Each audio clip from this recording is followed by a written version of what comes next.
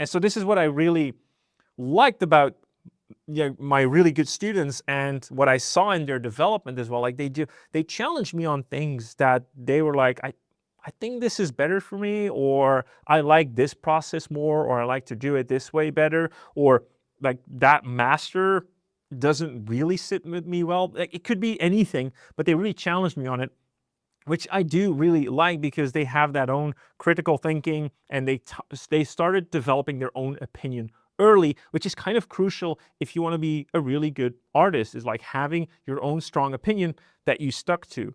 And so I think that's incredibly important. I also, word for anyone still giving out mentorships, is you should embrace that. You shouldn't become defensive and as the mentor and say like, dude, it's my way or the highway. I don't like that kind of mentorships.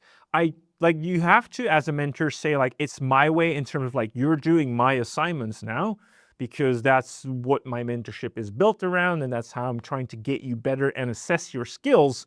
But when it comes to like opinion of things or style, or how you want to problem solve, because this is all about problem solving actually, is like, my solution for a problem shouldn't not necessarily be your solution for a problem. So you should welcome being challenged a little bit as well.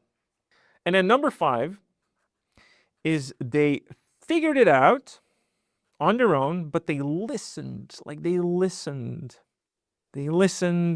and figured it out. Okay. Now, why do I think this is so important to mention? Is it seems obvious, but a lot of the times it wasn't obvious. And it kind of goes back to the over-delivering. Like, even just in order to deliver, you really need to listen to what we're asking from you, especially when it comes to later assignments where we ask you to modify things, or where we ask you to do a sequence of things, or we give you a critique on your assignments. Is like they actually hear that.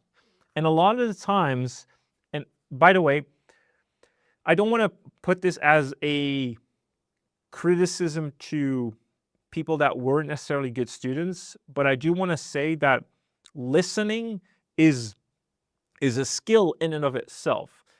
Actually hearing what is being said, processing it, and then applying it is a skill.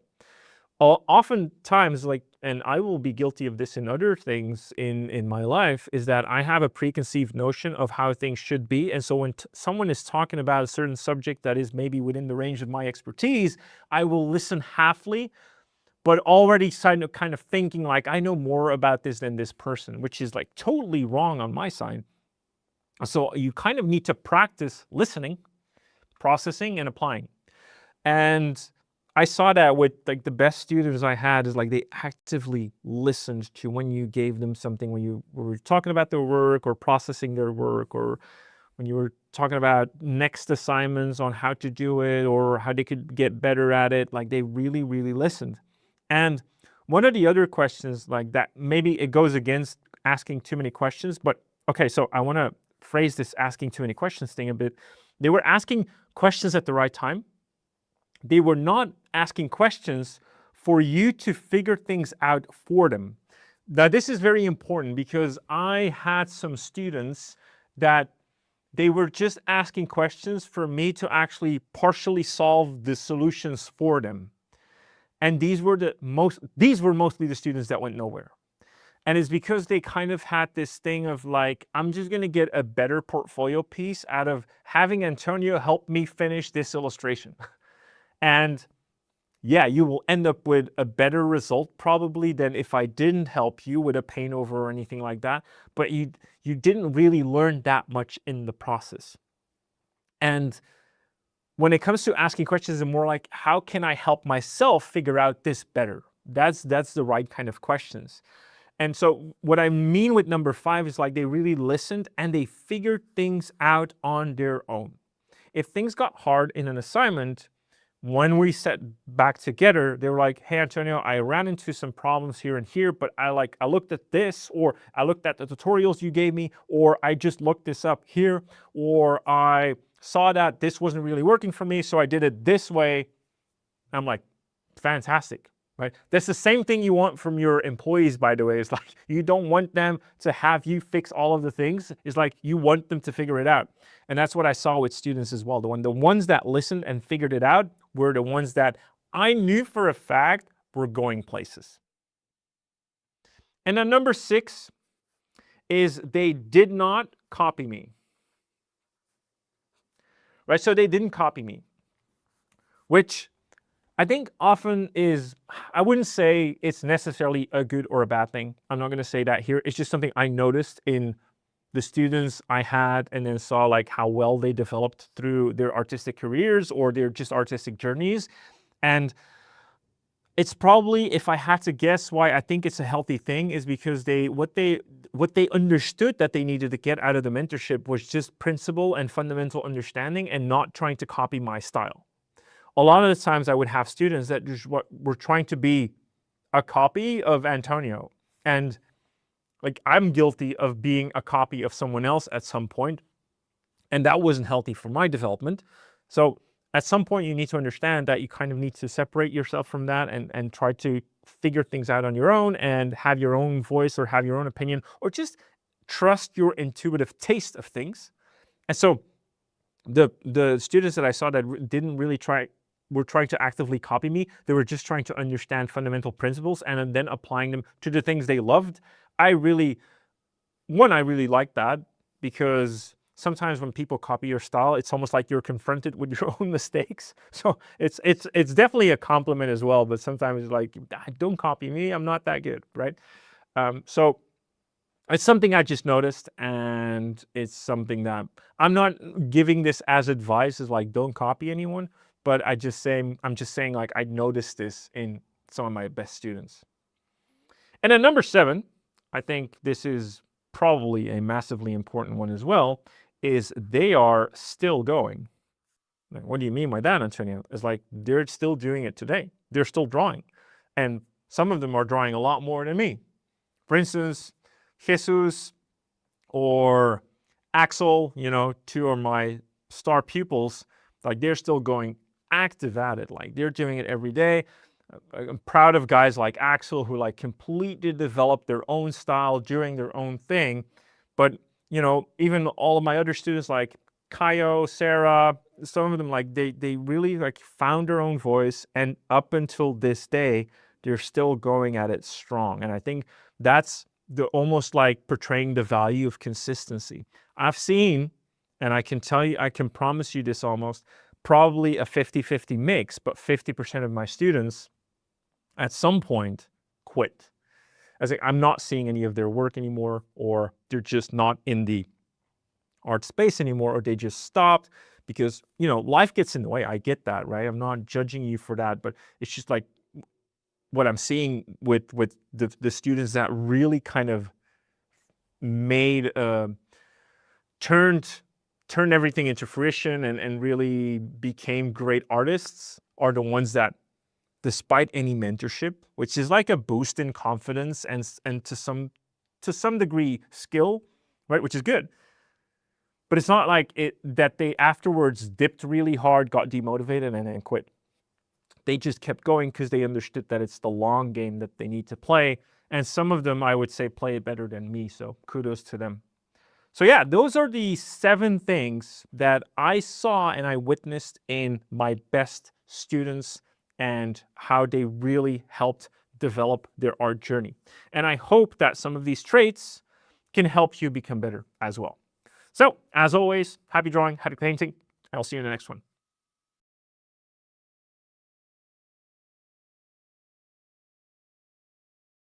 In today's video, I'm going to help anyone who wants to get into drawing in 2026 by giving them 9 pieces of advice that I feel will really, really help you move forward and improve faster, and more particularly, help you or prevent you from stagnating. So we're going to just get right into it. Number 1 is to experiment faster. What do I mean by this? Well, I'm going to do this, by the way, for both hobbyists and aspiring professionals. So if you're a hobbyist, you're going to take something away from this. If you're an aspiring pro, you're also going to take something away from this, especially like the last 3 or 4 pieces of advice really going to help you. So, first thing first is experiment faster. What do I mean with this? I'm going to kind of preface this with an anecdote. Is the thing I saw in myself, if I think back to what I was doing, is a lot of the times we get inspired into this field, right? So we see a cool piece of art, or we play a game and then we realize there were artists working on this game, and so you get inspired to also pursue this as a hobby or as a professional. That doesn't matter. But the thing is that you're hyper focused on this outcome of that particular piece of art that you saw or whatever. And often this leads us into sticking to a certain process of outcome that actually doesn't fit what we want to do as artists. There's a big difference between what we like to look at and what we like to make. That's something I had to almost find out the hard way. There was a lot of times where, like during my professional career and also during my developing career as an artist, I was sort of hyper focused on, oh, I need to nail this guy's or like this artist's style or this particular outcome in order for me to also feel like a professional. And that actually was a big mistake. What I needed to do was I needed to experiment faster. I needed to try more tools, try more techniques, try more styles, try more subject matters to actually get to what I wanted to do as a process faster rather than an outcome. Because I can promise you, longevity in this game, whether it's a hobby or a professional, will come from you enjoying the process, not the outcome. I can literally promise you that. So that is advice number 1. Advice number 2 is to draw more. Duh, you might think. Hear me out. I'm putting the emphasis on the word draw. So what does that mean for hobbyists? Well, a lot of hobbyists want to paint, right? We see this in our community. We see there's a lot of requests for like learning how to paint. And I get that. But I would highly advise you that if you're a hobbyist, I would really focus on just drawing. And what I mean by this is that drawing will usually be like the perfect gateway into understanding painting anyway. You can learn pretty much 80% of the fundamentals in drawing that you need in painting. Whereas it's harder to get what you get in painting to also transfer to drawing, simply because drawing is a little bit more universal.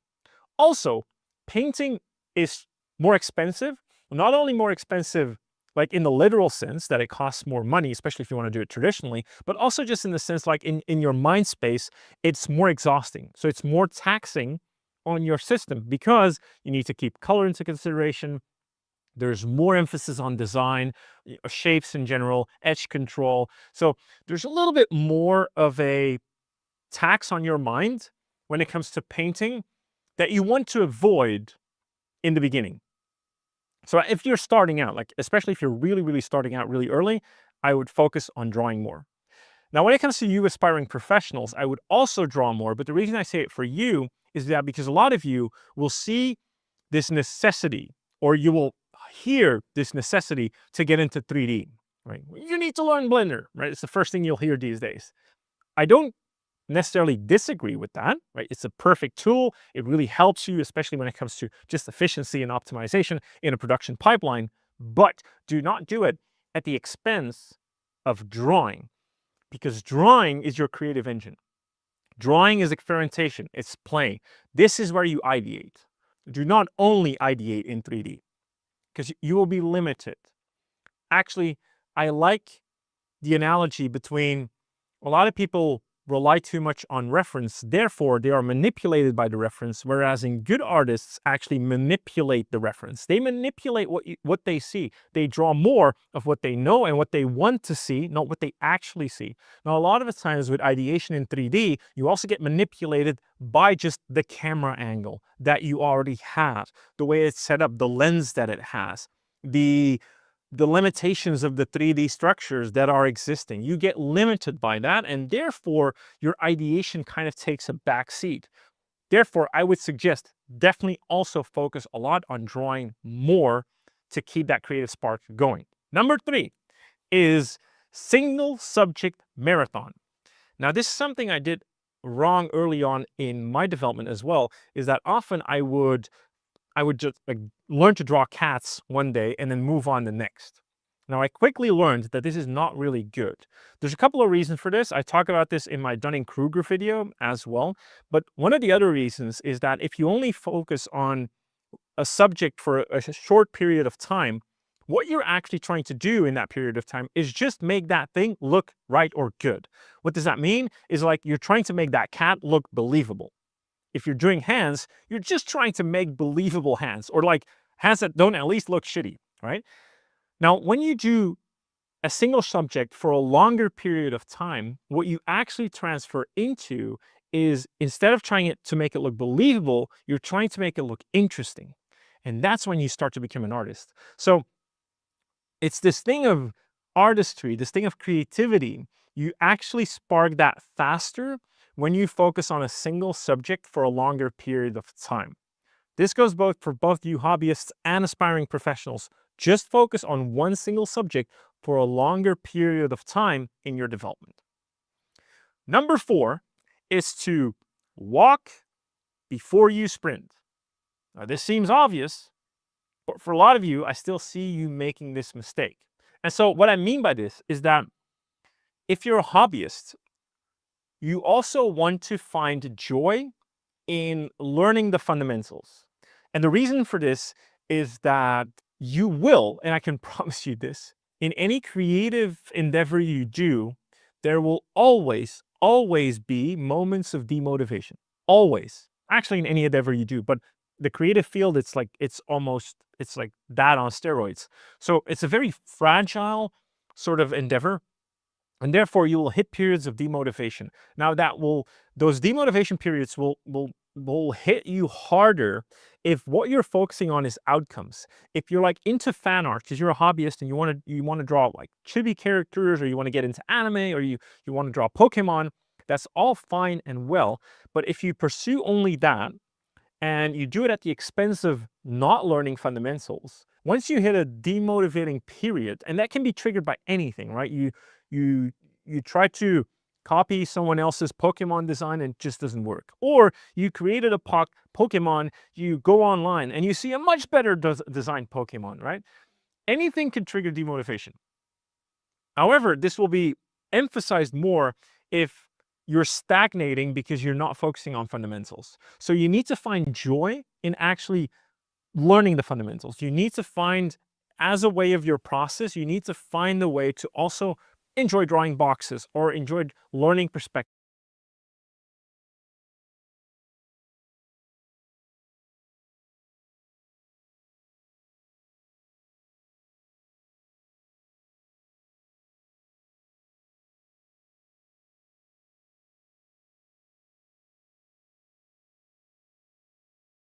Hi, I'm Brandon, and I'm back to do a commentary on Maurice Wolin.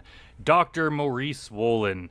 He's always been one of my favorites. I was kind of... Okay, if this is a sting, I'm going to get arrested. I need to have my glasses prepared. On the ground. Yeah, twist his arms back. Fucker Maurice. Get on the ground! On the ground. On the ground. I wasn't going to do it. Doesn't get very far. Get on the ground! On the ground. I wasn't going to do it. Get on the ground. Get on the ground. Yeah, twist his arms back. Fucker Maurice. Yeah, this is probably my favorite arrest in like all of TCAP ever, I'd say. I think it's probably in a lot of people's top list. He runs, but he doesn't get very far. Get on the ground. On the ground. I wasn't going to do it. Get on the ground. Get on the ground. Get his keys. I wasn't doing anything. Oh man, I wasn't doing anything. Get his keys. Oh yeah, the big man, the tall dreamy doc and the fast car and the sunglasses who came to meet a 13-year-old, and now he's sobbing. Yeah, you're not so tough, are you, Maurice? Get on the ground. Get on the ground. Get on the ground. Get his keys. I wasn't doing anything. Oh man, I wasn't doing anything. Get his keys. I wasn't doing anything. And like all the other men caught in this investigation, from used car salesmen to engineers to Marines, he goes through the same procedure. First stop, the booking station. What am I being booked for? We'll explain all that too. Can I call my wife? You can do that after. Yeah, Here's a guy cheating on his wife with a friggin' 13-year-old, or trying to. And of course, when he gets caught, he's just like, "Can I call my wife? I need her to come help me and get me out of trouble." After this booking procedure. The police ask routine personal questions, but the doctor appears distracted, nothing sinking in. You're going to talk to a detective and just... Yeah, I explained that to him already. He's just not, he's failing to... I'm not failing. I'm just really scared. Nothing to be scared about. All Nothing to right? be scared about? No. I'm somebody who has never done anything in my life. He's on a traffic ticket, and you wouldn't be scared? He's never done anything in his life. In the sting, he was talking to two different underage decoys. And one of them, like, once one of them realized that he was talking to two, they decided, like, okay, well, we'll just have him. There's no need for two of us to talk to him, so they just picked one. The other one kind of broke off communication. And I highly, highly doubt that those are the only two he ever talked to.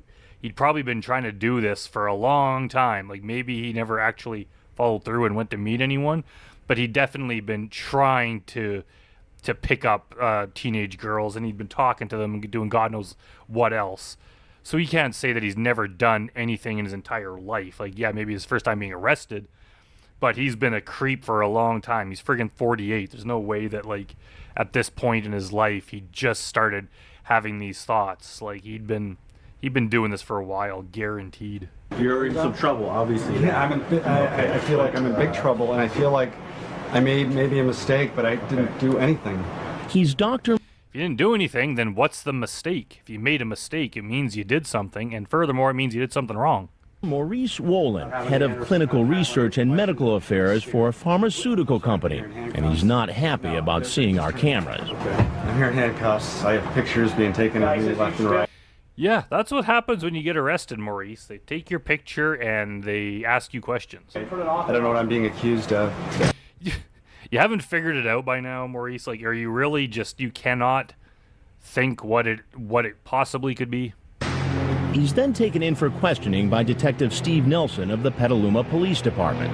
First thing I'm going to do is explain to you your Miranda rights, okay? Okay. You have the right to remain silent. At first, the doctor agrees to talk. So, I'd like to talk about what... If I remember correctly, reading on his wiki page or somewhere, that this confession here actually got thrown out. He still got convicted, so it didn't really matter, but apparently, like, he asked for a lawyer or something, or he said he wasn't going to talk, but then he changed his mind, and he kind of flip-flopped back and forth, but, like, ultimately agreed to talk. But I guess some judge or something was like, well, technically, he first said he wasn't going to talk, so it was inadmissible. Something like that. I can't remember the whole story. You could find it online, but at least he was still convicted regardless. What happened today, okay? But he quickly changes his mind. What screen name do you use? I really need to have an attorney present. Okay. Okay. But despite asking for an attorney, he chooses to keep talking. You asked to talk to an attorney. Yes. Okay. I'm not going to discuss this further because I can't, unless you want to waive your right to have an attorney present. The detective asks him 4 more times if he's waiving his right to an attorney. I will answer what I can. And each time he agrees and continues to talk. I'm not going to play games I'm here. not playing games. I'm scared out of my mind. Right. And I understand that. You saw my record. I've never done anything wrong in my life. Okay. Yeah, we saw your record, and this was on it. This is a thing that you did wrong in your life. And now I'm being charged with very serious offenses. Why did you come to the house in Petaluma today? I was curious. Ah, curious predator. Okay. Curious about what? I chatted with someone online. She had asked to meet me on several occasions. I declined. And today again she asked. Yeah, he's trying to blame it on her. And I guess, I don't want to defend him, but in his defense, like, he was kind of hesitant to come over, and she kind of kept, she was basically calling him names, calling him chicken, that kind of stuff for not coming. Which doesn't matter. Like, if a 13-year-old, or for that matter, any woman of any age, wants you to come over and you don't want to, don't fall to the pressure of it. Just say no. Like, don't let them push you around. This is like a successful doctor who's 48 freaking years old. He owns like a nice house, has a good income, has a awesome car, and then he's just getting bossed around by a 13-year-old girl. Like, what kind of man are you? If you don't want to go, don't go. You shouldn't be talking to them to begin with. Now he's trying to say, she kept asking me, I had a little bit of time, so I just came over because it's what she wanted. There's no 13-year-old girl that wants you to come over, Maurice. That would never, ever happen. The only thing in this situation is you wanting to come to visit her, and that's exactly why you did. So don't try to pretend that, like, somehow you were just doing what she wanted and you didn't have any interest in this. I had a little bit of time, not very much. Okay. And so I thought I would come out and meet her, and nothing more. Okay. The doctor is referring to how online he made a date for sex with a decoy, but chickened out. Then the decoy, deliberately behaving like a precocious teenager, encouraged him to come. I know she was young, and I knew that. Under 18? Sure. Okay. Did you talk to her about touching and kissing and making each other feel good? I remember she saying that she had trouble finding something to make her feel. She didn't say anything. Stop answering questions with, well, she did this or she said that. No, you did everything and you said everything. She was only responding to you. You reached out to her first. You instigated this whole thing. You brought up sex. You came out to meet her. So what she said, what the underage girl said or did, shouldn't even be a factor in this.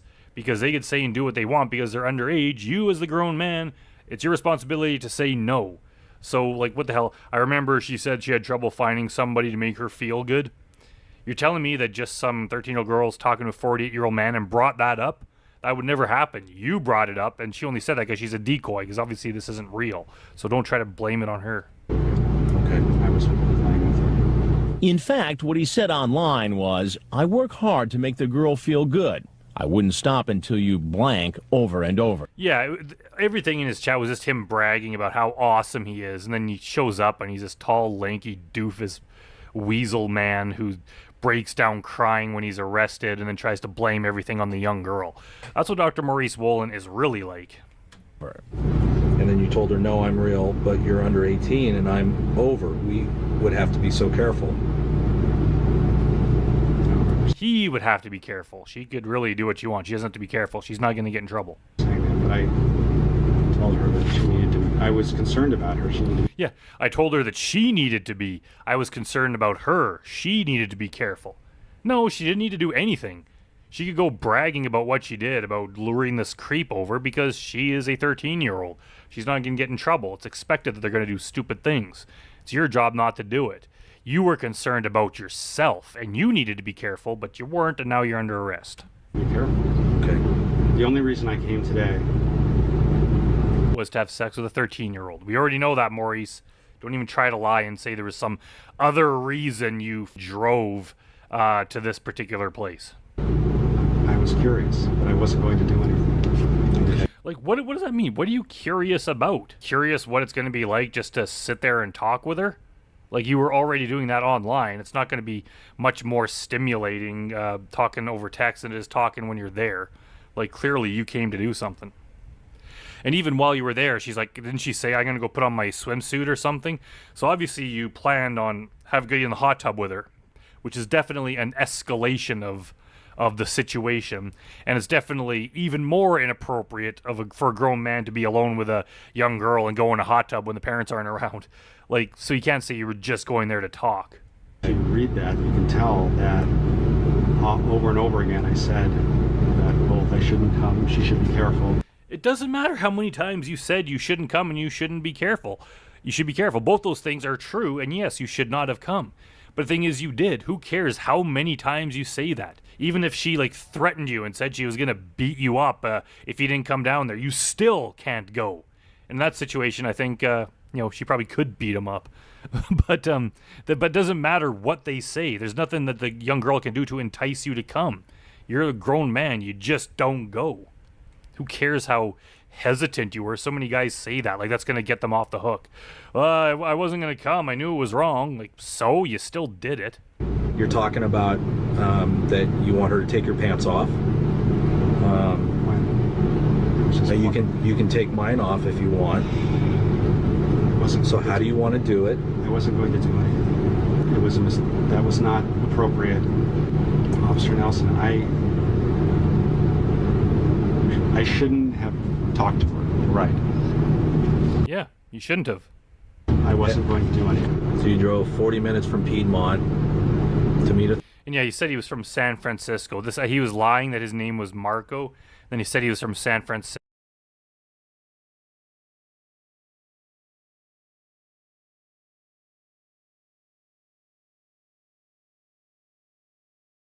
And then I'm going to tell them that they should not be out walking late at night because they might get robbed. That's how stupid that is, Maurice. You're Present.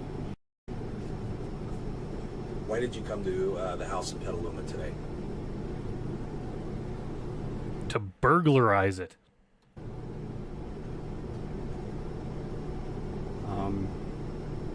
I was curious. Okay. Curious about what? I was talking to this guy named Dan Allen, and he just made it obvious how curious we are about going to meet 13-year-old girls. So, yeah, what are you curious about? Like I don't understand what that even means. Like, what part of it were you curious about? What the experience of doing this with a minor would be like? That is horrible. That's illegal. That's why they're in jail. What are they curious about? I chatted with someone online. Not just someone, an underage girl. You got to be specific about that, Maurice. She had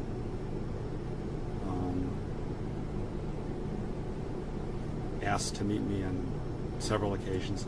She did not.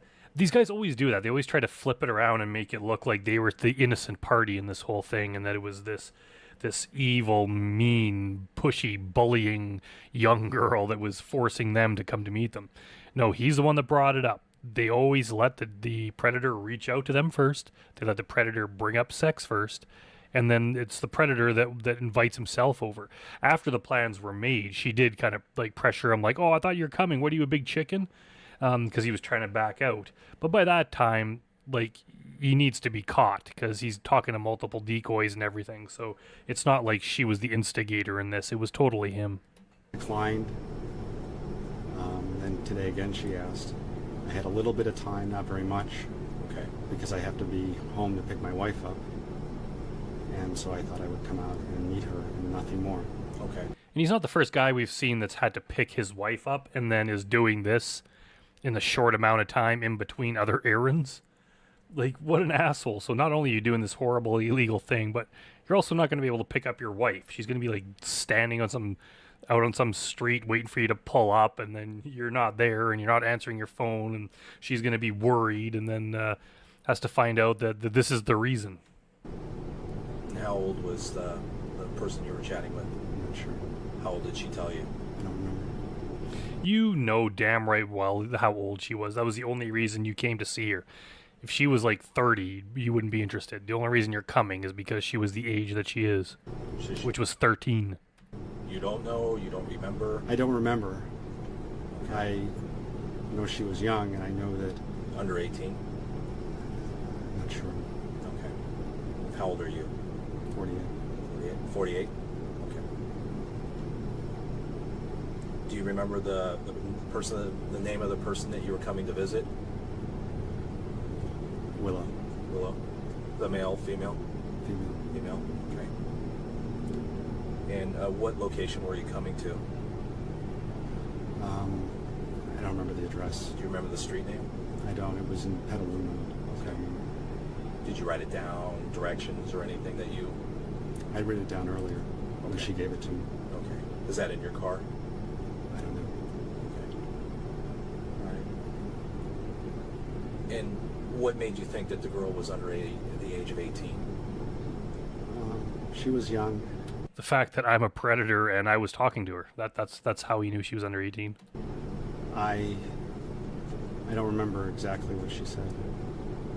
You don't remember exactly what she said? She said, "I am 13." That's exactly what she said. Know that I didn't intend to do anything because I didn't have any time, and I was. You didn't have any time. Shut the hell up. How long does it take? This isn't something that takes an afternoon. Like, you could cause a lot of damage in just a couple minutes doing something predatory to a child, you son of a bitch. To be quite honest with you, just curious. Okay. When you were chatting with her, do you remember her screen name?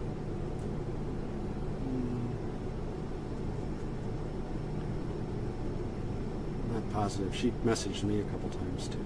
Okay. Okay. What I'd like to do is maybe I can refresh your memory. Did you ever talk about, I mean, what kind of things did you talk about in the chats? I'm gonna make a stab in the dark here and say that sex was brought up. Just playing. What kind of playing? Just talking. Okay. I don't remember the specifics. Do you remember when you started chatting with her? What date? It was either yesterday or the day before. So yesterday would have been the Oh wait, 25th, maybe yesterday. 25th.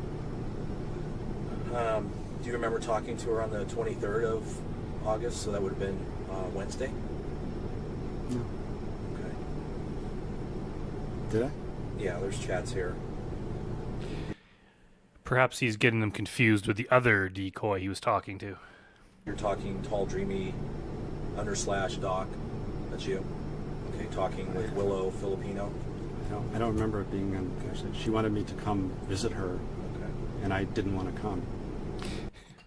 Maurice, if you didn't want to come, you would not have come. You're a freaking doctor. You're a tall doctor who has some wealth and power and status, and you're a freaking 48-year-old man.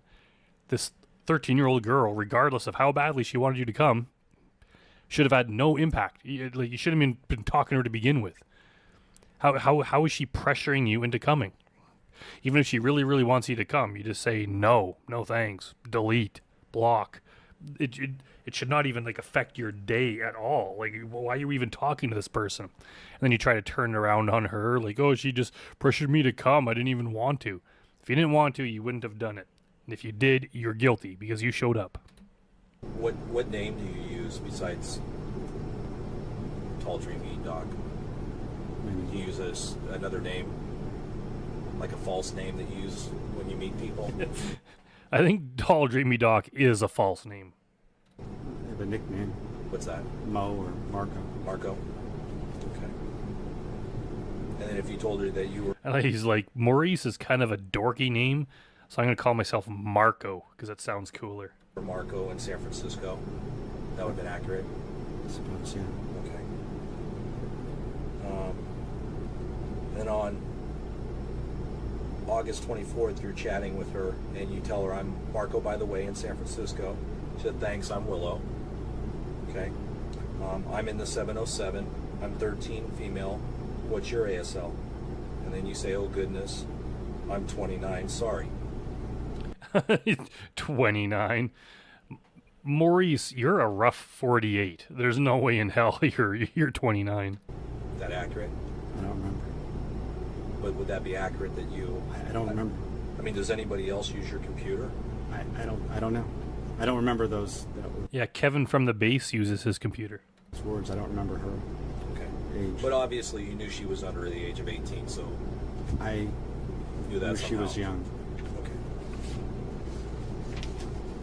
Did you ask her if she dated older guys?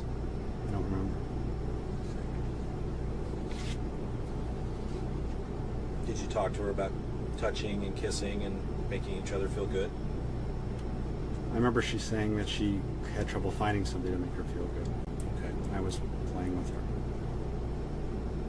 And then you typed to her, I wouldn't stop until you came over and over. I remember saying that.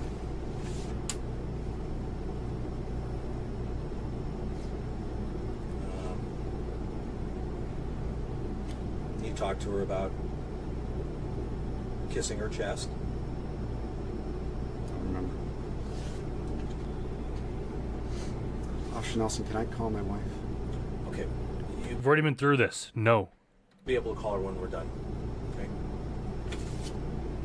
And what a bastard, just totally cheating on his wife for one, cheating on his wife with a minor, going behind her back, doing all this horrible stuff, and then as soon as he's caught, he's like, can I call my wife? Need her to come save me.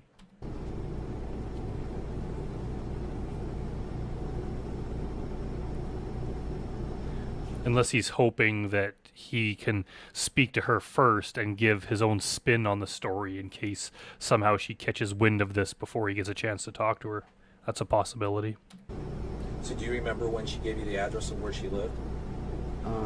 No, but I know she wanted me to come yesterday, and I told her I wouldn't. Okay. And how was she? Did she tell you how she was able to have you come over? She said she was alone. Okay. Do you know where her parents were? I can't remember. She said her mother went away or something. Okay. How about her father? I don't know. Okay.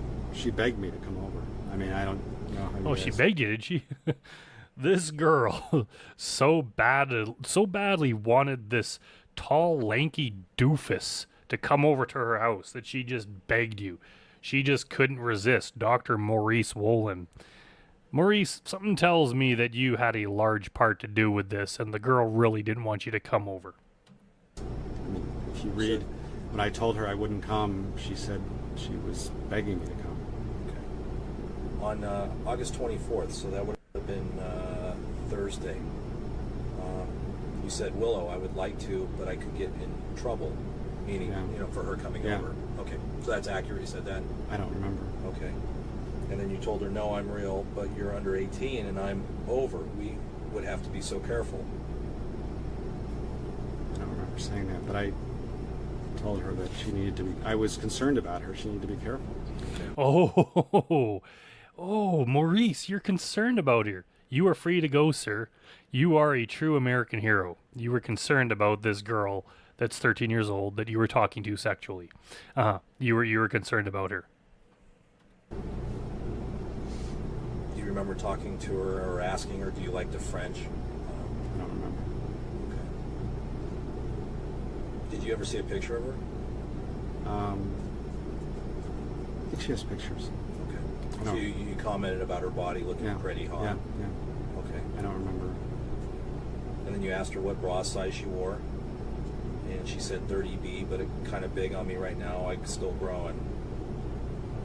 Yeah, so his chat might not have been quite as graphic as some of the other guys, but it's still absolutely inappropriate. Like, really bad. It's there's other predators that have ones that are even less graphic than this. Like, his was pretty bad just because he doesn't get into, like, he's not like Walter Babst level of just graphic descriptions, but everything he says is just so horrible. It's clear what his intent was. I don't remember her saying that. Okay. And saying that you will kiss them. I don't remember. I remember saying for her to be careful and she can get into trouble. Yeah, funny enough, he's only remembering the parts that kind of make him look good.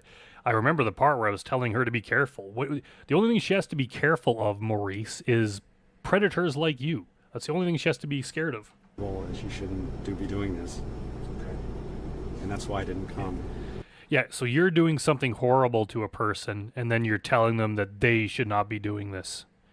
Yeah, I'm going to go and rob someone on the street at gunpoint, and then I'm going to tell them that they should not be out walking late at night because they might get robbed. That's how stupid that is, Maurice. You're the one that should not be doing this. Any person of any age should be able to go online and do normal things without having predators approaching them, trying to get sex out of them, and then drive into their house when their parents are not home.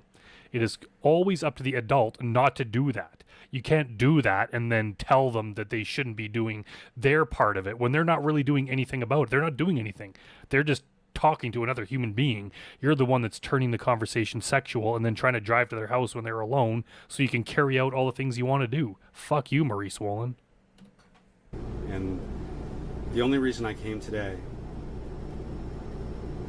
I was curious, but I wasn't going to do anything. I had no intention to do anything. How did you intend to satisfy your curiosity if you didn't intend to do anything? You were just going to go there and, like, try not to spill your stupid slushy drink and then leave? What did you intend to do, and how would that satisfy your curiosity? And if you read that, you can tell that over and over again I said that both I shouldn't come, she should be careful. None of that matters. The cop just read to you all the disgusting, incriminating things you said. You can't say a bunch of illegal things and then be like, hey, but if you look, a few times I said that I didn't want to come. Like, that doesn't matter. You did come, and you also said all this bad stuff. Well, But I'm also reading, and I mean, correct me if I'm wrong, you're talking about that you want her to take your pants off. when? You talk about, you know, what will you wear? I don't know, whatever's clean, something sexy. And you said, will you take it off for me? And then you ask her that you want her to take her pants off also. It was just You can take mine off if you want. I wasn't So going to how do. do you want to do it? I wasn't going to do anything. Okay, I'm but just you're telling. here you're telling me you're I- concerned for her welfare. But you read on, and Read on? Yeah, if you read on, there's going to be more of that. If you were in any way concerned about her welfare, you would not be saying those kind of things to her. I was playing with her. It was that was not appropriate. But then when you read on, I say over and over again that she shouldn't be doing this. I can't come see you. She begs me to come. Officer Nelson, I shouldn't have talked to her. You're right. We already know that. You don't have to admit to that. You're not some kind of a big man because you had the strength to admit that you shouldn't have gone to see the 13-year-old girl. We already know that. That's why you're under arrest. Wasn't going to do anything. Have you ever done this before? No. Never? Never No, he's been chatting with them. We have proof. There's other decoys he was chatting to. met a 13-year-old? On the internet, yeah. Never. No. I mean, you told her you were a doctor. Officer Nelson, you have to believe me. I would never have done anything We don't have to believe you, and we don't believe you. to her. Okay, Maurice, I'm just reading your chats, and you know, you're talking about being concerned for her, and you're asking her, will you suck me? And I want you to take... Yeah, he's like sighing. You said these things, Maurice. You said these things to what you thought was a 13-year-old girl. Now you're trying to claim that you were just curious and you didn't intend to do it, and you were concerned about her welfare. Taste me? I would never have done that. Did you say that? I don't remember. Okay, you know, I don't remember, but I never would have done anything to her. and then you But- show up. I mean, where do you live? In Piedmont? How long did it take you to get here? 40 minutes. Where's your wife right now? At a party. So where does she think you're at work? No, I told her I would go out for a little while. I never And- would have done anything. I never had any mean, don't you intention. I think didn't it's- have time to do anything, first of all. I didn't have time to do anything. Like, does he think we haven't been through this before? Us watching this are TCAP experts. We all know that these guys say the same thing every time, and we all know they're lying. Second, I think you can read a lot out of that. I agree, and I don't claim to have said all of it, but you also read that I didn't want to come, that she begged me to come over and over again, and I was curious. That was all. So what would have happened if you saw her there? Nothing. So you drove 40 minutes from Piedmont to meet a 13-year-old. I didn't know she was 13. That nothing would have happened. That's right. And you expect me to believe that? It's the After truth. you talk Also, spilling a drink on someone's table, that's another felony, Maurice. about having It's the truth. different sexual It's the truth. acts with her, It's the truth. She begged me to come. Why does he keep saying that? Like, that doesn't matter in the slightest. And I know that doesn't make it right, but Exactly. Thank you, Maurice. You're agreeing with me. I never would have done anything. what kind of computer were you conversing with her on? Mac. The laptop, or is it yours? Yeah. Okay. And where is that computer home. right now? At home. At home. Does anyone else have access to it? Yeah. It's yours. Yeah, everybody has access to it. It'd be funny if he just tried to blame it on his wife, throw her under the bus. Okay. Who else is in the house that? I have 2 kids, a wife. Okay. They never have done anything. Do your kids know that their dad is a huge perv? Any other computers besides the Apple? In a home or being used by me? Yeah. Yeah, in the world. Are there any other computers that exist in the world? Of course, in your house, you idiot. What else would he be talking about? I'm sorry. Both. Oh, we have 3 other computers. At home. But I don't use the other ones very much. Are they desktops or? Yeah. Desktop. Is there any child pornography on your computer at this point right now? No. No. Any adult pornography? No. Is there any child pornography in the house? No. No. I'm not into that stuff. He's not into that stuff. He's only into driving over to do it for real. In your vehicle, there was some lingerie in the back. There was? Yeah. It's not my car. It's my wife's car. It's your wife's car? So it's hers. What size bra or chest size did your wife have? 32. He doesn't know. He literally asked this 13-year-old girl her bra size, so it shows that he has an interest in that. And then they ask him, this woman you've been married to for decades, what's her bra size? He's like, I don't know. I can't even begin to guess. What a bastard. See, I don't know. It's her stuff, though. It's not mine. Okay. How big is your wife? What do you mean? Size-wise? What? That's an odd question. How big is your wife? I mean, bra size? No, size. I mean, is she 5? How tall? How much does she weigh? What color hair does she have? Do you know any detail? What's her first name? Do you know any details about your wife? Or she's not a 13-year-old girl, so you just couldn't care less about her. It's like 5'7", weighs 130. Okay. So you didn't bring any of that lingerie for Absolutely not. Willow? Absolutely not. Okay. There was really... I didn't even know there was... Yeah, what was there? It's in the back seat. What was there? Lingerie. No. I don't believe that. Okay. We don't carry lingerie in our car. Okay. You sure it's not kids' clothing? It's not kids' clothing. Okay. I don't think that it's anything. It probably, if it's his wife's car, it's probably her stuff. But he's probably like, why would there be lingerie? Unless, Maurice, maybe your wife is having an affair and she was doing something in the back seat of her car. It's probably nothing incriminating. I kind of believe him on this thing, but it just seems weird that there would be that in the car and he's that confused about it. Did you send her any pictures? No. Is this a picture of you? Yeah. Were you wearing a wig? I just had my hair done differently. Okay.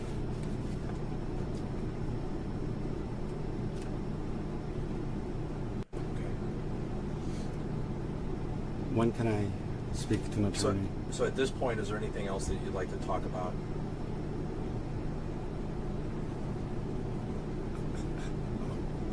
No. I mean, what can I say? Okay.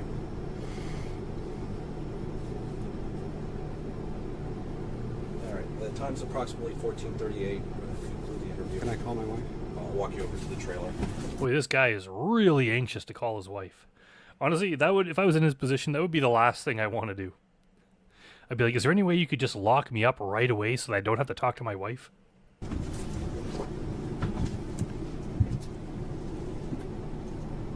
Where will I be? Where should I be? We'll discuss all that with you. It depends on time.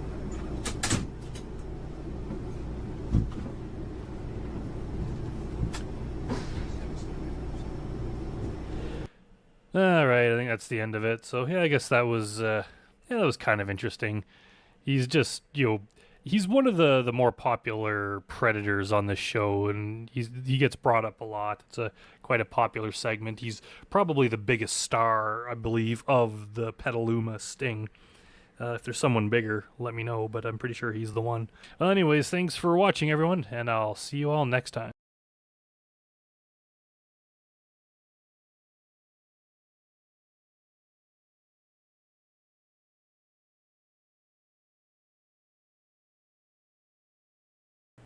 Hi, I'm Brandon, and today I am redoing my commentary on Kevin Westerbeck. I ran into a little problem with YouTube, and they took down this video and gave me a content warning or whatever, because apparently you cannot show a Predator segment without showing them get arrested at the end, because if you don't see police there, they consider it vigilante action, and that can get you a community strike or whatever it's called. And what I got was the same one that Walls got, that got his channel taken down. So I had a few videos like that, and I had to take them down because I don't want to have my entire channel deleted, because I've been putting so much work into this last couple months that I would hate for it to all suddenly disappear. So anyways, I'm going to do Kevin Westerbeck's segment again, and I'm going to include his arrest and his interrogation, and hopefully the YouTube overlords will be happy with that. So some of you probably have never seen this before, and some of you probably have, so I will probably be saying some of the same things, but it's an interesting one, and people seem to like the video, so you can't really have a TCAP channel without featuring Kevin Westerbeck on it. So let's get into this again.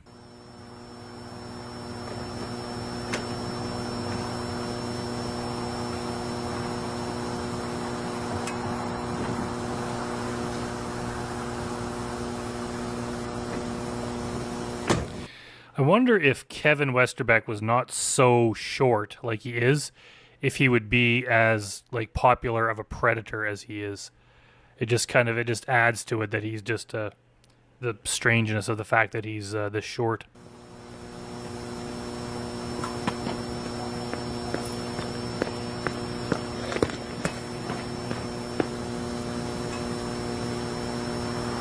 Hello? Hello? Hey, come on in. I got fish. Be funny if this guy and Travis Fowler teamed up. So you just have like a super tall guy and a super short guy. It seems like they could make a movie out of that. Just two creepy predators stalking the neighborhoods, going after teenage girls. Huh? I gotta finish getting changed, okay? Well, I'll watch it. Well, I'll watch you. Yeah, it's one of his classic famous lines, and he can't even get through the door without being creepy. Like, some of the guys come in and act somewhat normally, but yeah, Kevin's got to say something perverted and gross just like the second he steps through the door. Just wait at the bar for a second. I gotta get all my makeup on. You can't see a girl without her face. Yada yada yada. Yes, I can. Hey, how are you? Would you do me a favor and have a seat right over there on that stool, please? Yeah. What's going on? Look at how much bigger Chris is compared to this guy. What? How you doing? Good, how are you? Fine. Good, please have a seat. I like how it's like, dude, we didn't offer you a chip. You don't just go to someone's house and start eating food that's been left out. Even if it's like a bowl of chips, like why would you assume that they're for you? What are you up to tonight? And he told you to take a seat. When Chris Hansen tells you to take a seat, you take a seat. I'm not. She asked me to come over and... Okay, Kevin, don't talk with your mouth full. Already, he's not even in the house like 20 seconds, and he's like eating food he didn't ask for. He's not following orders by Chris Hansen. He's talking with his mouth full. He's just already pissing me off. Please have a seat. Come on. Come on. Who asked you to come over exactly? Yeah, if he just says, after every question, it just buys him an extra, 3 seconds to think of an answer before speaking. Asked you to come over. Destiny? Destiny. And how did you meet Destiny? How did... Chris, you shouldn't repeat yourself. Just be like, look, you heard me. You know what I asked. You know where this is going. How did you meet her? How old is she? And how old are you? Those are the questions that are going to be asked. Did you meet Destiny? She's on the computer. She said hi and stuff. She said hi and stuff. No, you said hi. You reached out to her first. The decoys never reach out to the guy first. The guy reaches out to the decoy. She said hi and stuff. And who? Do me a favor and just keep your hands out of your. No, fine. Who approached who Did he say I'm fine? It's like, no, you're very far from fine, Kevin. first? She did, I think, yeah. She approached you, and what did she say? And yeah, I could see why, because some young teenage girl is online and has her pick of anyone she could talk to at all, all her teenage friends, and any man that she could pick, it would be Kevin Westerbeck. She would see that picture of him with the stupid bird on his head, and he'd just be so irresistible, she would reach out to him. You expect us to believe that, Kevin? She said hi and everything, and such, and why don't you come over? I said, no, I don't want to. And so, Okay, so Kevin, what you're saying happened is that this girl saw you, just couldn't resist it. She had to reach out to you and talk to you. She said such and such. You kind of skipped over the bulk of the conversation, but whatever. And then she wanted you to come over and that you did not want to. If you did not want to come over, then why are you sitting here? I said, well, I'll just come over and say hi, and that was it. So I told her yesterday, I said, You just said she said hi and stuff to you. Now you were going to come over to just say hi. Presumably you said hi during your text conversation with her. Why would you drive all the way to her house at night just to say hi? want anything? Just come over and say hi. Didn't want anything. Just come over and say hi. Just come over and say hi. And she said, well, can we do something? I said, well, I'm not sure I really want to. You're not sure you really want to do anything. No. Do me a favor. Just keep your hands out of your pocket. He's already told you before, Kevin, keep your hands out of your pocket. What kind of idiots does he take us for? He's basically just switching the conversation around, and everything that he said to her, he's trying to pretend like she said that to him. She reached out to him and said hi. She started the conversation, and she wanted him to come over, but he didn't want to. No, what happened is you reached out to her first, and you wanted to come over. And obviously she did not want you to, but this is a sting. If it was real, she would not want you to. But this is a sting, so she invited you over so we could catch you. So stop trying to pretend you were like somehow lured here into doing something that you didn't want to do when we know that you're already a sex offender. And how old is Destiny? Not sure. You're not sure. Nope. 16, 17, 18. 16, 17, 18. Mm-hmm. Wrong. And how old are you? 47. 40. 47, 48, 49. Yeah, something like that. 7. Mm-hmm. There was no intent on anything. I just... No intent whatsoever. Not on my part there was it. No, sir. Yeah. And what's your name? Kevin. Kevin. And Kevin, where do you live?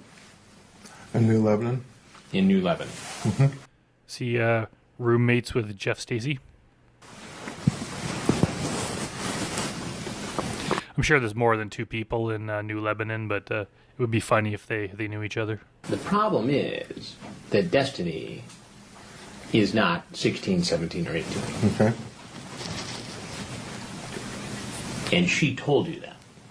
Mm-hmm. So do you want to start the story again?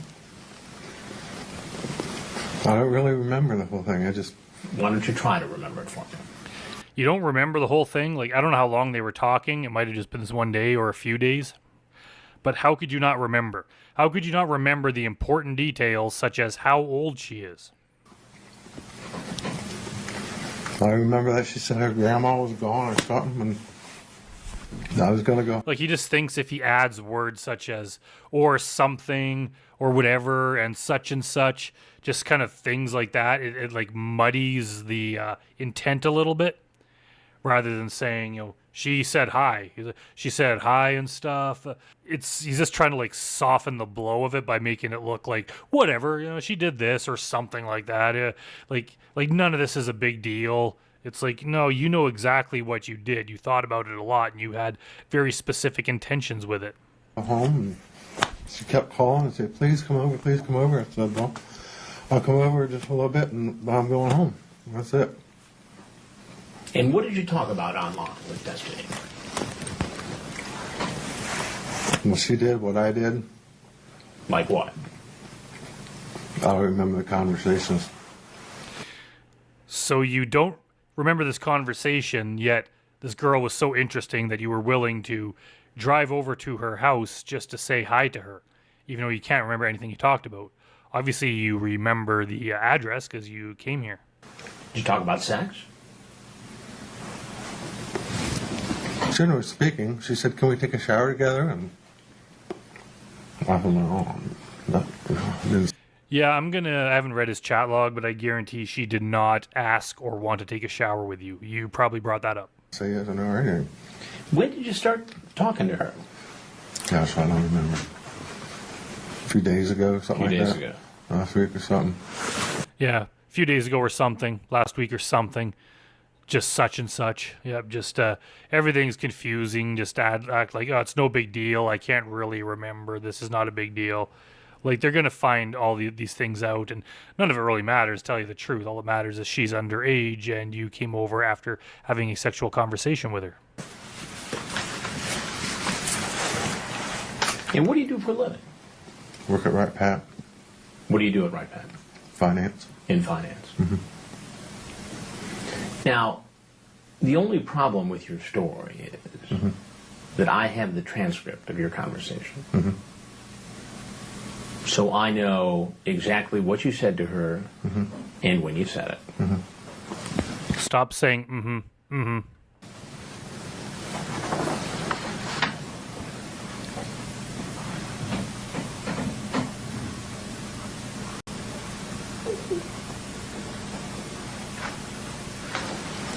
What's that? I wonder what that piece of paper says. Is that maybe that he has a history of abuse against minors, and they just figured that out, so they brought it out in a note to give to Chris? So you might as well just tell me the truth right now, what you had in mind. I did not have any sex in mind. I'm honest. Look how he puts his hands behind his back like that. It's almost like he's just foreshadowing what's going to happen to him. He's just so used to being handcuffed after doing this kind of thing that his arms automatically go behind his back like that. I did not. You talked about sex with her online. We may have, but I had no intention, sir. I had no intention. Did you send her any pictures? And this guy has like no conviction in his voice. I think he just knows that he's absolutely busted. Like he's not.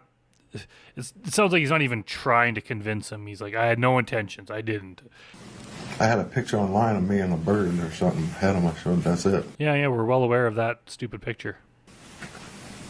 Just you. Did you molest the bird, Kevin? Bird. Yeah. All right. I want you to stay right there for just 1 second there. Okay. That'd be funny if when Chris left, all of a sudden Kevin just runs for the door. He'd probably only make it to the table before Chris caught him, though.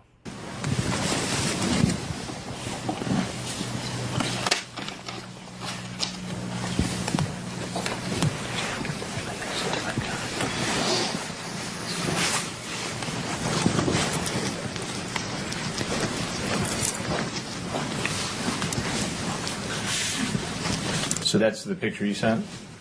Yeah, that's the only one I have. And you said your name is Kevin? And your last name, Kevin, is what? Westerbeck. Westerbeck.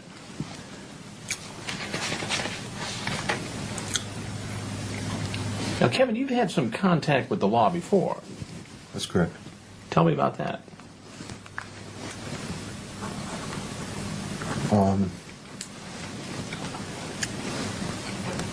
I'm currently with Montgomery County case.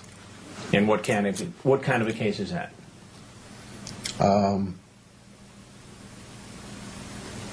This child, it was a child.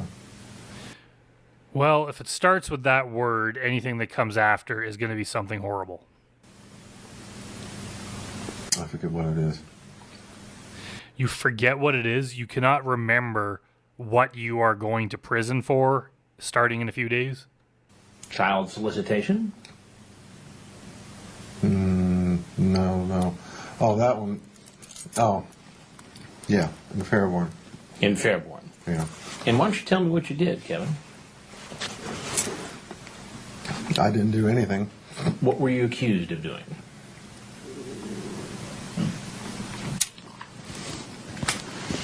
Importuning or something like that.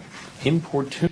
Again with that bullshit where he just adds some sort of he just adds or something like that to the end of it. It's like, no, you were convicted of importuning. Adding or something like that or such and such to the end does not make it seem less bad. Tuning. Well, tell it to me in regular terms. What did they say you did? They said I came out to meet some girl, I guess. Is he going to do this every sentence? He just adds, I guess. Like, no, you went out to meet a girl. You did that. And they convicted you of it. Saying, well, I came out to meet some girl, I guess. Kind of like, maybe there's a chance that he didn't do it or something. Damn, that's pissing me off. So let me get this straight. You were accused of doing the very same thing that you're out doing tonight. I had no intention of this. All right, let's go back to the other case for a minute. You pleaded guilty to solicitation of a minor for sex. It was a plea. It was a plea. Right. You pleaded guilty. Correct. And you got sentenced for that plea, correct? That's correct. 11 months. Correct. In fact, next week, on Thursday, you have to go to court. Correct. And they're going to decide whether or not you're going to become a registered sex offender. Yes. And then you're going to go to prison. Correct. And what, you just decided you This is wanted one for the solicitation road? Is that what you were thinking, of a minor Kevin? for sex. It was a What plea. then are you It was doing a plea. in this house? Right. You pleaded guilty. Correct. Less than a week And before you got you're sentenced supposed to be for in that plea, court correct? That's and correct. go to prison for 11 doing months. the very same thing. Correct. Stupidity because In I didn't fact, expect this to be Next any... week, on Thursday, like- You have to go you to didn't court. expect this Correct. to be a sting. That's what you're saying. You and thought they're going you to decide well, whether or not Australia you're is going to scary for as- doing this, and I'm going to be gone for 11 months, so I may as well do it one more This time future- before I go to Australia prison. is You weren't scary. expecting it to be a sting. Like that? So what, it's my fault? No, it's not your fault. I'm not saying that. I'm not saying that. And I said, I didn't want to come over. And she said, please, please. Well, go and say hi. Kevin, my man, if you did not want to come over, you would not have come over. A teenage girl who's 14 years old is unable to get a grown man to do something that he does not want to do. And it's not like you're in the house. It's not like you're her dad and she can like nag you or cry or do something to try to manipulate you. You are in like another city and you're only talking over text. If you did not want to do something, you could just say no and then block her. There's no way that she could force you or somehow.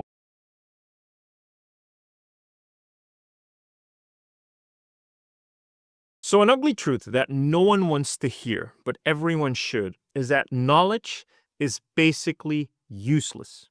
And I'm going to frame that in this video. And by the end of this video, you should really have a better understanding of how to deal with knowledge, and much better yet, how to handle knowledge in your learning journey. So we'll get into it. Now, for those people that don't know me, my name is Antonio. I've been a professional concept artist in the game and film industry, ran my own studio, and built the art learning app, ArtWand.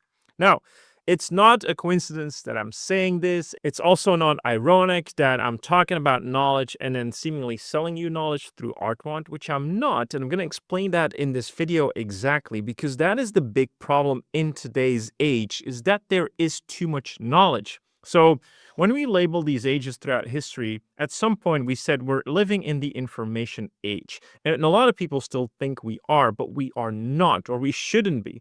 Because the information age basically means that there was a rate of information available much faster than before, where we used to get it from books or through other people. We now got it through the internet. So the rate of achieving or accumulating information was just much easier to garner, which meant that seemingly we got smarter, which we didn't, obviously.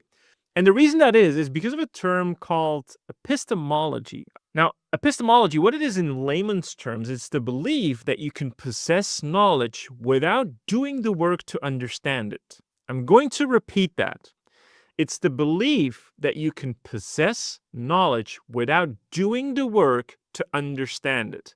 This is crucially important to understand. The reason that is because almost the entire internet tutorial economy is based on this false belief, meaning that all of the tutorials, or what most tutorials do, is they provide you with knowledge. And to some degree, or to most degree, they still believe that that is valuable.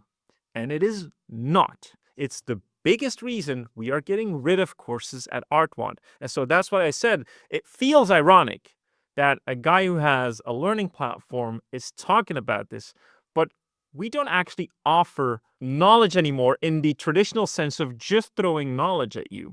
And so this is what courses do, right? And they pack knowledge from an individual, or borrowed knowledge. They repackage it, they put it in a long format video, and then they give that to you. Now, is there value in that knowledge? Sure, but it is not as valuable to you as you might think. And the reason for that is because you haven't gone through the process of doing the work to understand the knowledge. And that's what I'm getting to today, because in order to understand knowledge, you have to go through the pain of experience to understand the knowledge, to really grasp the knowledge. Now, to put that in perspective, literally, you can only really grasp perspective, like the fundamental of perspective, or the fundamental of form, or the fundamental of value, by having done it many times over and tried it many times over. So you have for yourself the pain of experience to understand more about value, or about perspective, or about form. And what I mean by that is that when I discuss something like, let's say I talk about form and how we can have organic form and we can have contour lines on top of that, like this, to indicate form, right? When I give that to you, without you ever having drawn form, or without you ever having done anything of drawing or trying to make something look three-dimensional, you'll receive it as knowledge, but it will not be valuable knowledge to you.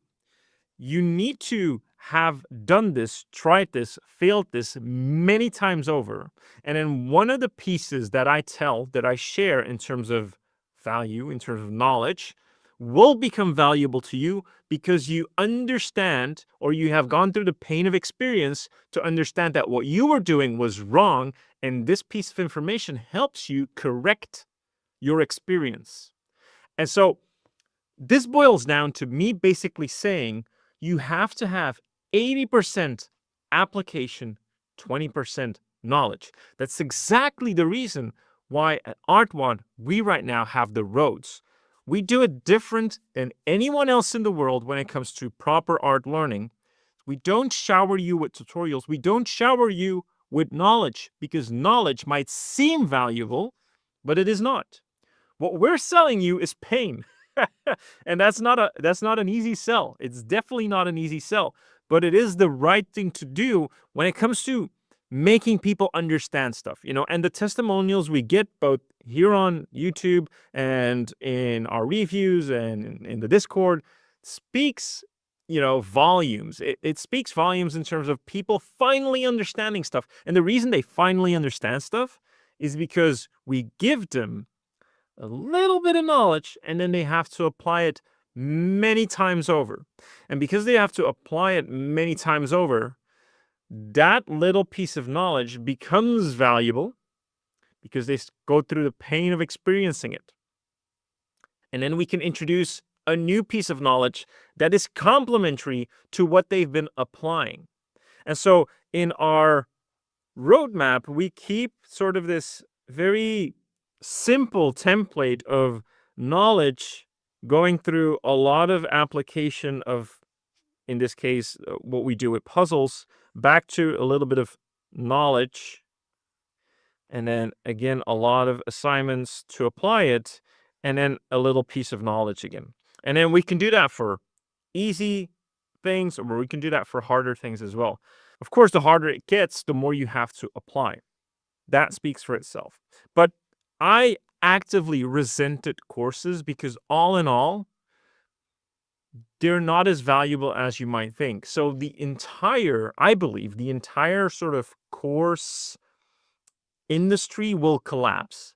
And the only thing that will really remain are the platforms where you can do more than you're actually learning or consuming. It's more about that. It's the consumption versus the application. And in most cases, I see most platforms, and I'm calling out Skillshare or Coursera or Udemy or a lot of other like online, even art schools, is there's only courses available. And they sort of course, shove it off to you to then apply all of those things, which to some degree, I mean, gets rid of the responsibility on their side to do anything about it. But what they're selling you, the price you're paying is for the knowledge that they're sharing. And the thing with Artwa, the thing that we're trying to rigorously implement and perfect is to make the application of fundamental principles more enjoyable. But at the end of the day, you should have actively drawn much more than you have consumed knowledge. And this will always lead to better results. And there's this interesting thing, I think it's called Meno's paradox, which is basically, I think it's from Socrates or someone, I'm paraphrasing here rigorously, but I like the concept itself, is that what they're talking about is if you know something, like if you have gone through the pain of experience and understanding and you actually know something, you don't have to go look for it because you know it, right? And so it's not that because I know perspective, I do no longer need to train it, but I also don't need to really look up a tutorial for perspective because I understand all of the fundamental aspects of perspective. I know them because I've gone through the pain of understanding them. The only thing I need to continue doing is apply it and create my own epiphanies. Sometimes I might see something that is useful that I've never seen before that I might address. But other than that, I don't need to go look for it because I already know it, right? And this is the paradox. And if you don't know what you need, you cannot look for it. And the reason for that is that because you don't know. And the reason you don't know is because you haven't gone through any pain of experiencing what you're lacking. And so there's this paradox of how valuable is information actually? And it can only become valuable if you do a lot of applications. So most of you in your training, if you look at if we were to look at a scale, most of you spent so many freaking points in information, but almost nothing in actual application.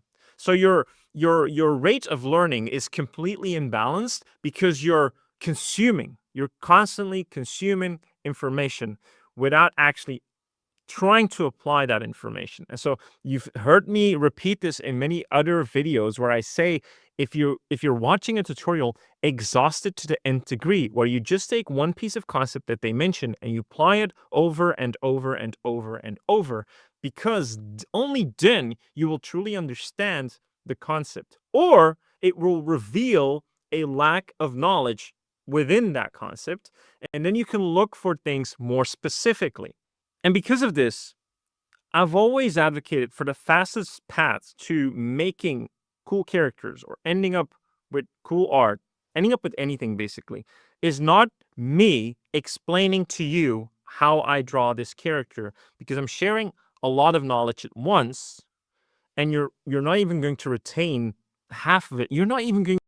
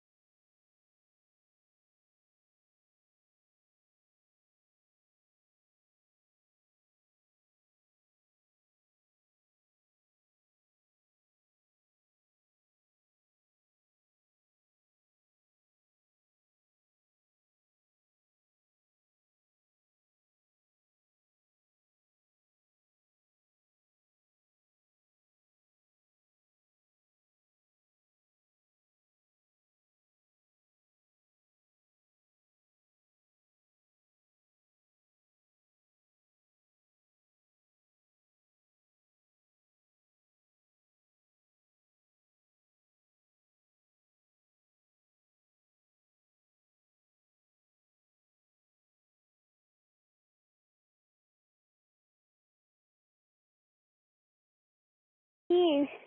Good. How are you? I'm pretty good. I was wondering if you lost my number. No, I'm sorry. I just had to find the phone. Uh-oh. Did you lose it already? Yep. Uh-oh. You better not lose that phone. I won't. Mom asked you why you got off the computer without her telling you to? Nah, kind of snuck away. Oh, okay. I can't stay on long, though. I don't want her to find me on the phone. Yeah, I don't blame you. Thank you for letting me call you, though. Well, I wanted to hear your voice and everything, sweetheart. I'm glad you called me. I like the way you sound, too. I'm glad. You can call me whenever you want to. Just don't get in trouble for it. Okay, I won't. I better go before I get caught. I gotta go start the laundry, so it'll be a few minutes before I get back online, but I'll be back online. All right, sweetheart. I love you. Okay. Bye. Bye, sweetie. The voice you just heard was Dustin McFetridge, a 26-year-old man. He had given his phone number to whom he believed to be a 13-year-old girl so he could verify her age, and after deciding he likes what he heard, he traveled 5.5 hours to see them. Welcome back to another episode of Dreading, or if this is your first time here, welcome. Today we are going to be reviewing the police interview of Dustin McFetridge, a man who was caught in one of many stings done by Perverted Justice in the television show To Catch a Predator. This video was made publicly available by the Cappening channel here on YouTube, and will be linked in the description box down below. Usually, in a video like this, I would want to include the footage of Dustin being confronted by Chris Hansen, but due to copyright issues, I will not be able to place that footage in this video. However, I will include a link to it, should you want to see his behavior for yourself. This video came highly requested by our subscribers, specifically after we went over the case of Jim Rauch, which we will similarly link in the description box down below. As always, if there are any cases you would like to see explored on this channel, or any stories you would like us to bring attention to, let us know by emailing us at dreading.official@gmail.com. With all of that said, let us begin. Dustin McFetridge was a 26-year-old former supermarket employee when he began talking to a girl he believed to be 13 years old online. However, this wasn't his first time speaking to children inappropriately, as a while earlier, he had a different incredibly explicit conversation with a 14-year-old in which he tried to coerce her into sexual discussions and being his girlfriend. This conversation was later discovered by this unknown 14-year-old's mother's boyfriend, who was a part of law enforcement. According to Dustin, this police officer was enraged, unreasonably so, and flew off the handle after finding out about Dustin's behavior. He made threats against Dustin, telling him he was going to file charges and put Dustin in jail. However, this didn't happen, seemingly because Dustin's family apologized for his behavior, and he was forced to call the officer and the child and apologize on the phone. It seemed as though that instance left a long-lasting impression on Dustin, not to never speak to children in a sexual manner, but that he could get away with anything that he wanted, and consequences didn't exist for him. On September 30th, 2007, Dustin would happen across a profile belonging to a 13-year-old girl named Laura. However, Laura wasn't actually a real person. She was the alias of an adult working with the group Perverted Justice, who went undercover in online chat rooms to expose the dangers of talking to strangers online. Dustin began the conversation normally enough, and within 1 minute of talking, he was informed that the person he was chatting with was a 13-year-old girl. Knowing that, discussing anything sexual with the child was illegal, as he had already done so in the past, he kept the conversation light, talking about movies and video games and discussing how she liked her hometown. At least that was true for the first 15 minutes. After getting through some vague pleasantries, he began calling the child Sweetie, Babe, and other pet names, before making sure that she was primed not to tell her parents about who she was talking to. He asked her what her living situation was, where her parents were, and if they were paying attention to what she was doing on the computer. When she said no, and that she was chatting with him in secret, he rewarded her with praise, making sure to put the onus of responsibility on her, should he get in trouble for talking to her. This two-pronged attack of creating a fear within the child of their family while also showering them with praise is one of the most common tactics for online predators, as it isolates the child incredibly quickly. In most cases, the child has never been talked to in this way. They have never been in a relationship, never been called sweetie, love, and darling, and it makes them feel cool and important. They feel like an adult, as if they were more mature, and for the first time in their lives, they have responsibility, which most children jump at the chance for. Then, when the person giving them that feeling tells them that their parents would probably get mad if they knew what they were doing, that they would likely hate them for trying to keep them from talking, it creates a sense of urgency and desperation. In order to keep the positive feeling associated with the conversation going, the child will go to extreme lengths to hide it from their parents.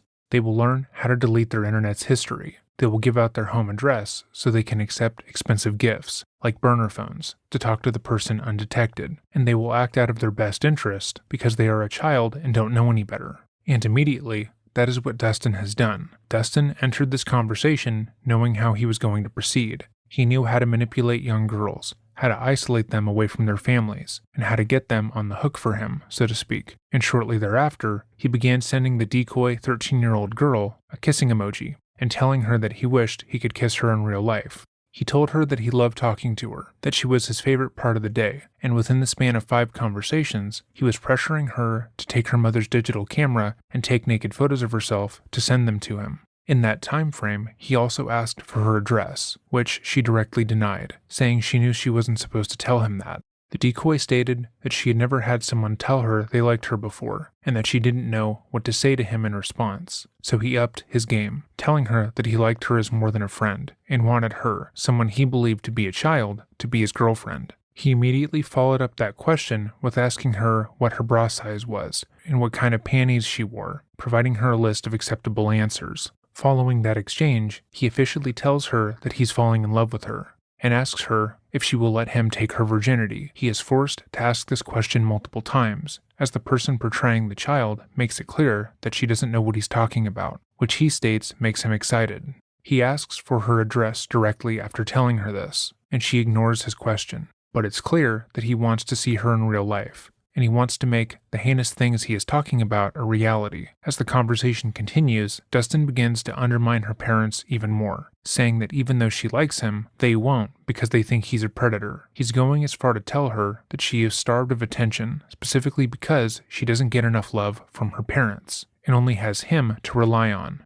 The decoy fully rebuffs the statement, saying her parents love her. They are just really busy presently. But Dustin doesn't stop. He wants to isolate her and create a divide in her mind. He wants her to view her parents, the ones who love and support her, as the enemy. They just don't understand her. They don't spend enough time with her, and it's their fault that they can't be together. He asks her to run away with him shortly thereafter, to be together, and he tells her that he wishes her mom wanted to get rid of her so he could be her guardian. Continuing his grooming, he tells her to watch porn by herself and think of him, and continues to goad her about giving him her address. Dustin tries to pressure the decoy into giving him her social security number and sending him a pair of her underwear after she wears them for a couple of days. After she talks about her sister, he asks if she would be open to having a threesome involving her, despite the fact that said sister is 8 years old. The full chat will be linked below, but the rest is fairly repetitive and frankly gross, the way every conversation with a child like this would be. But after nearly a month of talking to this child, Dustin finally gets what he's always wanted: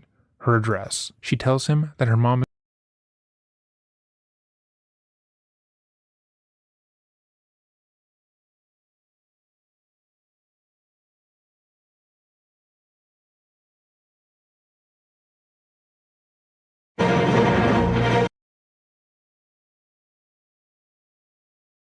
He asks if she would be open to having a threesome.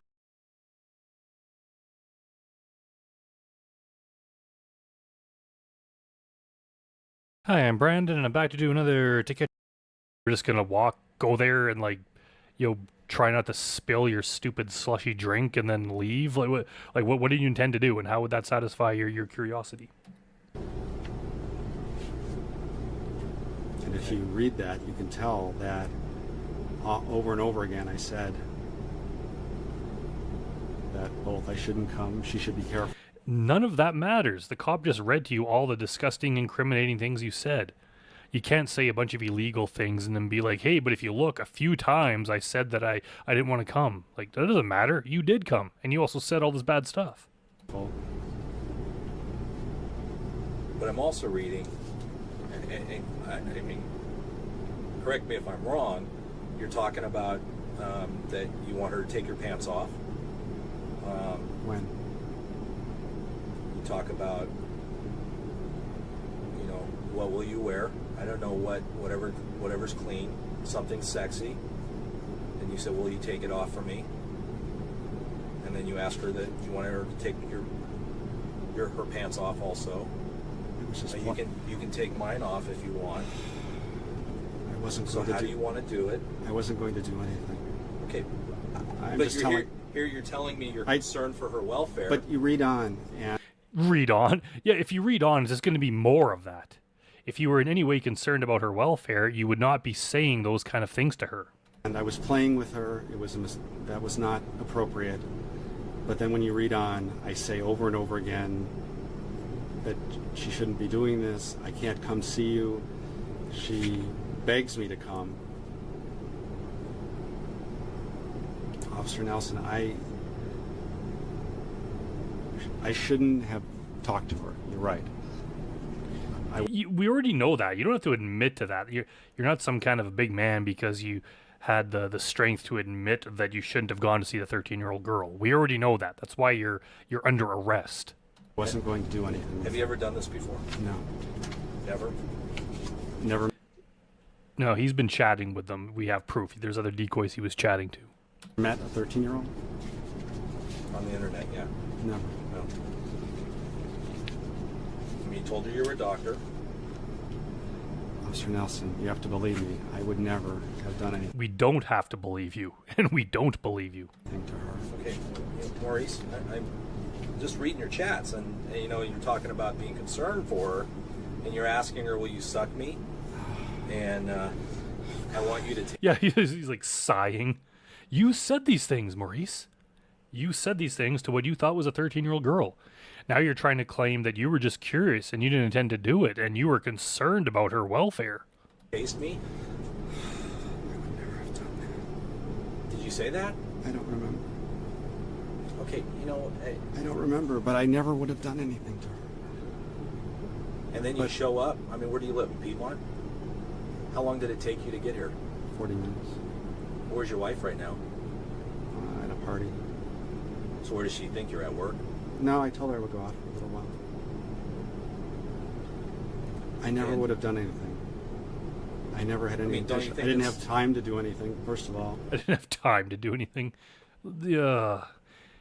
Like, does he think we haven't been through this before?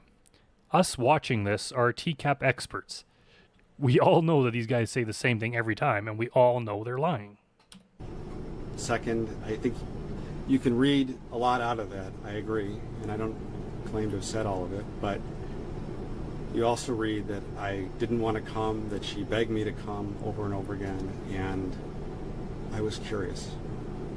That was all. So what would have happened if you saw her there? Nothing. So you drove 40 minutes from Piedmont to meet a 13-year-old. I didn't know she was 13. That nothing would have happened. That's right. And you expect me to believe that?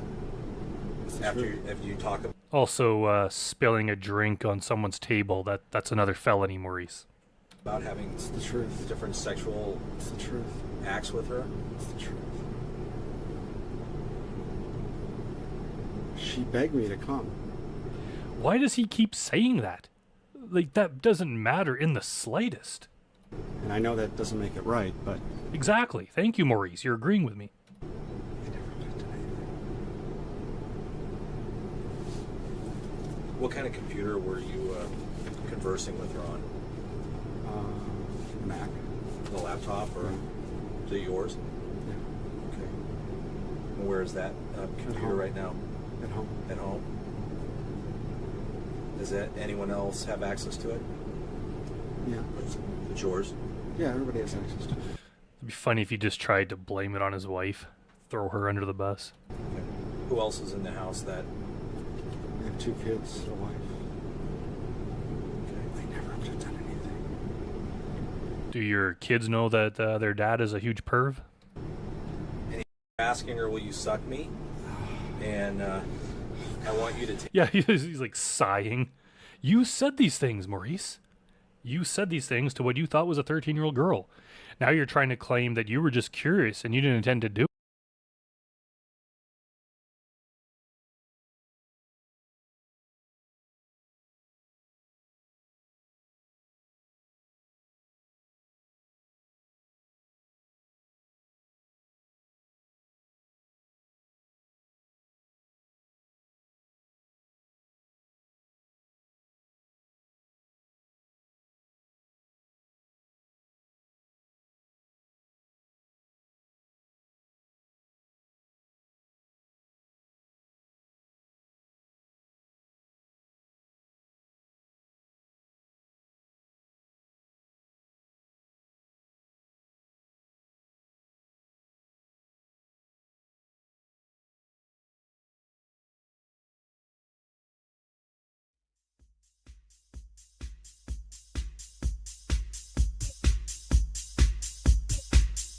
Hello. Press go to begin. Level A. The word is M. E. M. A. That's good. Cowboys. Correct.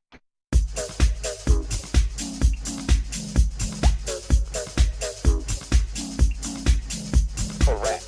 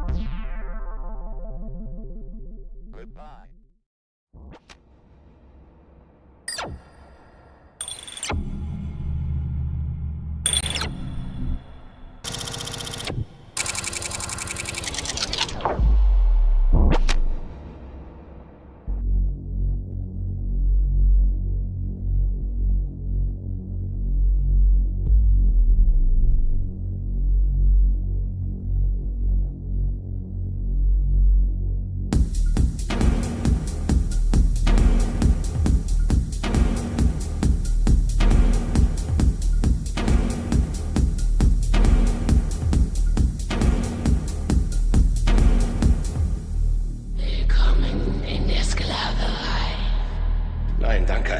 Ich war schon mal verheiratet.